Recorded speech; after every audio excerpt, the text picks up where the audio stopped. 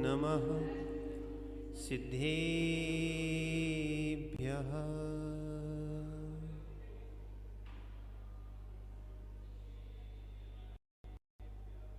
ॐ नमः सिद्धेभ्यः।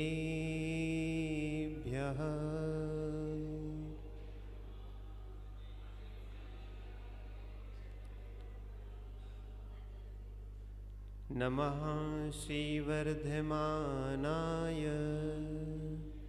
निर्धूतकलिलात्मने सालोकानां त्रिलोकानां यद्विद्यादर्पणायते।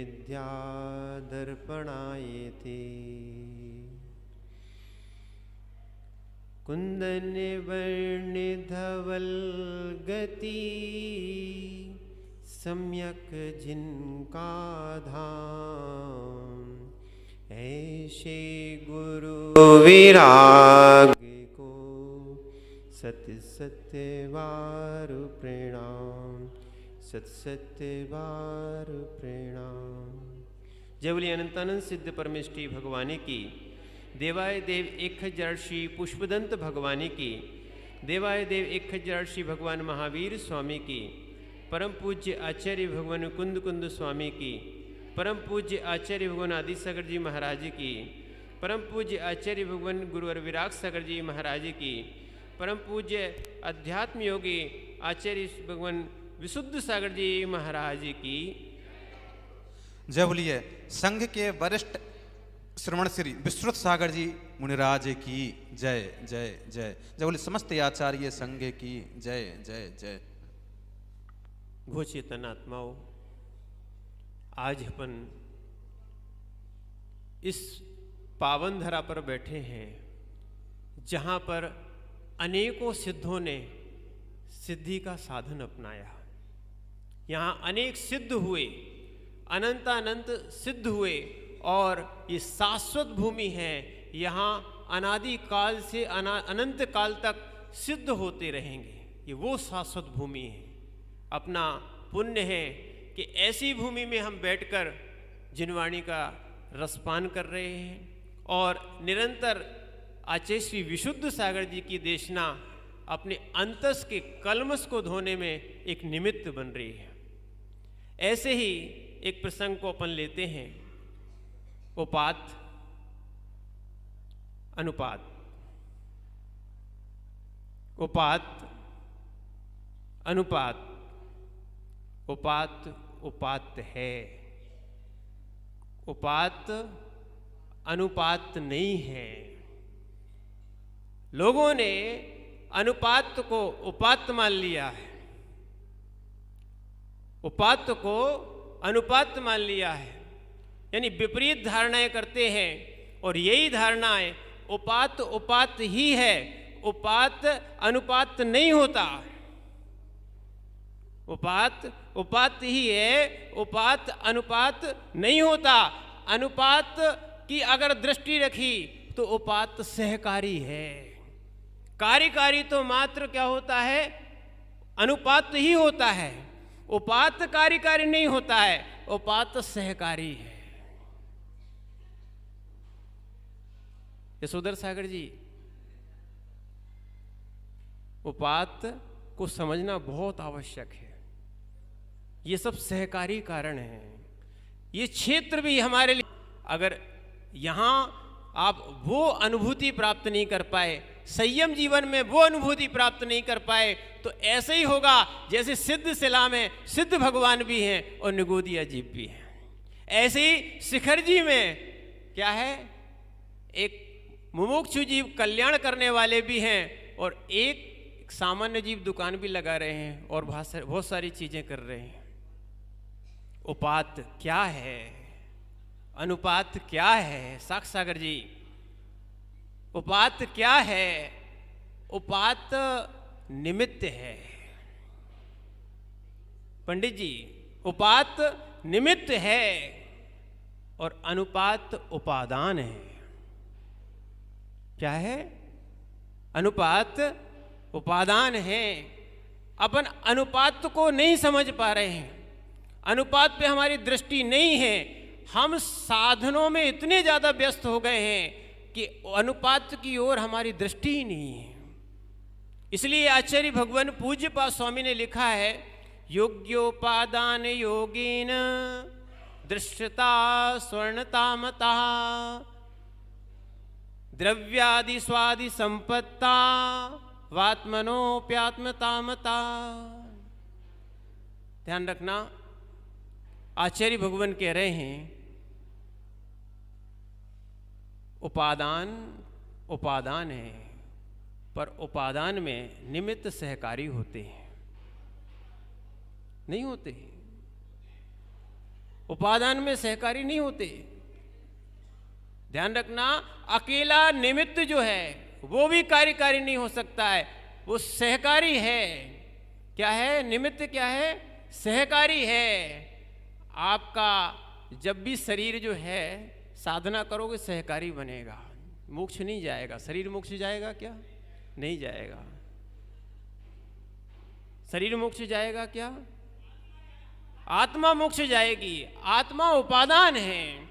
ये द्रव्य क्षेत्र काल भाव, इसमें आचार्य महाराज ने लिखा है जैसे स्वर्ण है, स्वर्ण पाषाण है, अग्नि का संयोग पाकर योग निमित्त पाकर वो स्वर्ण पने को प्राप्त हो जाता है, ऐसी ये आत्मा द्रव्य क्षेत्र काल भाव को प्राप्त करके ये आत्मा भी परमात्मा पने को प्राप्त हो जाती है। इसलिए हम इस उपादान को, यानी हम इस अनुपात को संभाल के रखें। आचार्य भगवान विशुद्ध सागर जी की आपने देशना सुनी है, कल बहुत गहरी थी, कल बहुत गहरी थी। वे अनुपात की ओर बार बार इशारा कर रहे थे, बार बार अनुपात की ओर ही बता रहे थे। इन उपातों को छोड़ो, निमित्तों को छोड़ो। निमित्त सहकारी मात्र होता है, ना तो निमित्ताधीन बनो और ना आप उपादानाधीन बनो। नहीं तो कई लोग एकांत से माने ये मान लेते हैं जैसे रोटी जो बनती है, यशोधर सागर जी, रोटी किससे बनती है? रोटी किससे बनती है? आटे से बनती है। आटा अनुपात है। आटा क्या है? अनुपात है। पर बिना उपात के बन सकती है क्या? बिना उपात की बन सकती है क्या? अच्छा, पारस को पूछना है। पारस भाई, बिना अनुपात के क्या रोटी बना सकते हो? बिना अनुपात के रोटी बना सकते हो क्या? बिना अनुपात के, अनुपात समझ रहे हैं? बिना आटे की रोटी बना सकते हो क्या? और क्या बिना उपात की रोटी बना सकते हो क्या? नहीं बना सकते हो। इसलिए ध्यान रखना, हमें साधन को साधन देखना है और साध्य को साध्य देखना है। साधन के बिना भी साध्य की प्राप्ति नहीं हो सकती है। इसलिए आचार्य भगवान कहते हैं कारण कार्य विपर्यास नहीं करना, कारण कार्य विपर्यास नहीं करना, अन्यथा आपका मोक्ष मार्ग विपरीत हो जाएगा, मोक्ष मार्ग प्राप्त नहीं होगा। जहां जहां लोगों ने कारण कार्य विपर्यास किए हैं वहां वहां उनको उपलब्धि नहीं हुई है। ये बताओ किस पर्वत पर कमल खिला?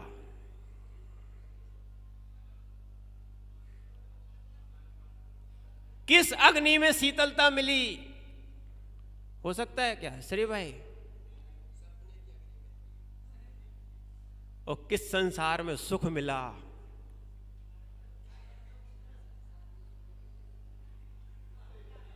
यशोधर सागर जी, किस संसार में सुख मिला? संसार में सुख नहीं है, संसारी नहीं है। कौन कौन संसारी है? आप बताओ कौन संसारी है? ध्यान रखना, संसारी सुख प्राप्त कर सकता है अगर उसकी दृष्टि में अनुपात है। जो उपात में फंस गया है उसके संसार में दुख ही दुख है। वर्तमान में सुख की उपलब्धि नहीं है, वर्तमान में उसको भी सुख की उपलब्धि नहीं है। वर्तमान का सुख छोड़ के आया है और जिसने अनुपात की दृष्टि कर छोड़ दी है, उसका ये वर्तमान भविष्य का सुख भी चला गया। इसलिए अपन इसको आचैसी से और ज़्यादा समझेंगे। अपन इसको उपसंहार के रूप में लेते हैं। ये मनुष्य पर्याय जो है वो अपन को समझने की बात है। ये भी मनुष्य पर्याय एक उपात्त रूप में है, पर आत्मा अनुपात्य है। पंडित जी समझ में नहीं आ रहा होगा। भगवान निमित्त हैं। खड़े हो जाओ आप। भगवान क्या है? भगवान के निमित्त से आप मोक्ष जाओगे कि उनके मोक्ष से आपका मोक्ष हो गया? क्या वो आपको मोक्ष भेजेंगे? निमित्त से जाओगे ना। इसीलिए आचार्य महाराज कह रहे हैं अपने उपादान को दूसरे उपादान को माने दूसरे के उपादान को देखकर अपने उपादान को जागृत करो। हम भगवान के पास इसलिए आते हैं कि हमारे भावों में निर्मलता हो। क्या होती है? भगवान हम इसलिए विराजमान कर रहे हैं, उनको देखकर भावी बहुत सारे जीव सम्यक्त को प्राप्त कर ले। ऐसी शक्ति हमारे अंदर है। जैसे 5 दीक्षार्थी अभी भैया लोग बैठे हैं, इनकी दीक्षाएं होना है। अभी वर्तमान में जो है भैया जी हैं, अब्रुल भैया जी, क्या दीक्षा होने वाली है। आनंद है, अनुभूति है कि कुछ दिनों के बाद आपकी दीक्षा होने वाली है। और आपको भी ये भाव जब आए थे जब आपने किसी मुनिराज को देखा। पंडित जी आप तो इतने देखते आ रहे हो मुनिराज को, फिर भी भाव नहीं बन रहे। काल लब्धि नहीं आई। देख रहे हैं, काल लब्धि कोई वस्तु नहीं है। जिस समय जो कार होए उसको काल लब्धि जानो। इसलिए अपने इस दृष्टिकोण को साफ रखो। और दृष्टिकोण को कि निमित्त होता है। बस मात्र हम जो है ना देव शास्त्र गुरु के लिए जो दर्शन करने जाते हैं, विशुद्धि के लिए जाते हैं, और उसी विशुद्धि से हमारे कर्म क्षय होते हैं, और उन कर्म क्षय होने से ही निर्वाण होता है। बार बार मनुष्य पर्याय मिलने वाली नहीं है पंडित जी, बार बार मनुष्य पर्याय मिलने वाली नहीं है। जो इस समय जिसने कल्याण कर लिया वो मोक्ष प्राप्त करेगा। क्या?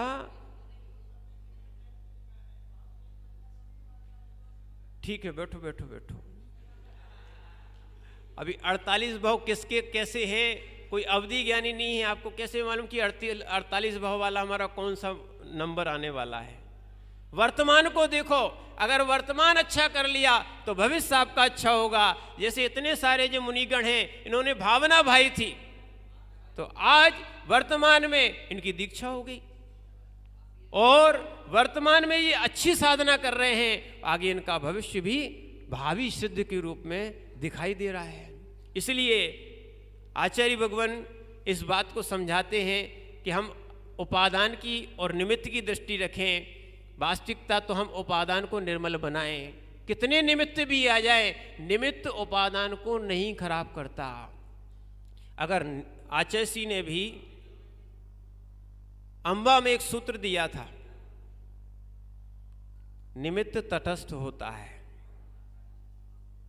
और उपादान सशक्त होता है। अगर वैराग्य पक्का करना है तो अपने उपादान को सशक्त बनाओ। बहुत सारे निमित्त आएंगे, और क्या आपके पास निमित्त नहीं आए? घर वालों ने आपको नहीं रोका क्या? क्या संसार के सुख आपको नहीं दिखाई देते? आप उसी संसार में हो। अभी ये बोल रहे थे हम संसारी हैं। अरे संसार में आप हो, पर संसार के कारणों को लेके बैठ गए तो आपका कल्याण नहीं होगा।